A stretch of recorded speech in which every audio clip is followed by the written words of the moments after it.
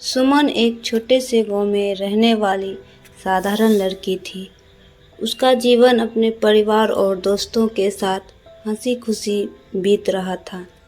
सुमन के बचपन का दोस्त अर्जुन हमेशा उनके साथ खड़ा रहता था। दोनों की दोस्ती इतनी गहरी थी कि पूरे गांव में उनकी मिसाल दी जाती थी। समय बीता और सुमन ने शहर जाकर पढ़ाई करने का फैसला किया। अर्जुन ने उसे रोका, लेकिन सुमन अपने सपनों को पूरा करना चाहती थी। उसने अर्जुन को वादा किया कि वह कभी उसे भूल नहीं पाएगी। लेकिन जैसे जैसे सुमन का जीवन बदलता गया, वह अर्जुन से दूर होती गई। सुमन ने शहर में अपनी पढ़ाई पूरी की और एक बड़ी कंपनी में नौकरी करने लगी। उसे नए दोस्त मिले और उनकी ज़िंदगी व्यस्त हो गई।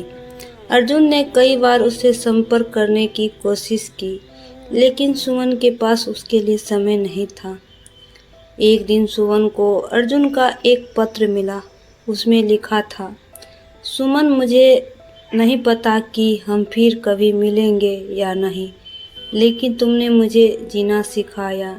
तुम्हारे बिना मेरी ज़िंदगी अधूरी है। सुमन के दिल में कुछ टूट सा गया। सुमन ने तुरंत गांव जाने का फैसला किया।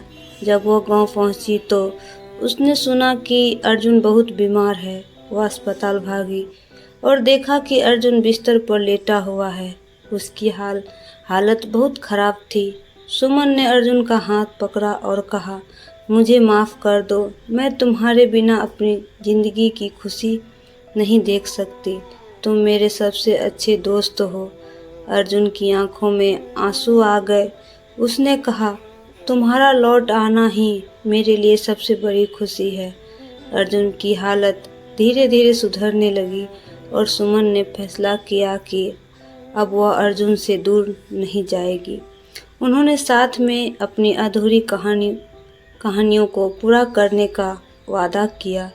इस कहानी से सुमन को यह सिखाया कि सच्चे रिश्ते कभी समय या दूरी से कम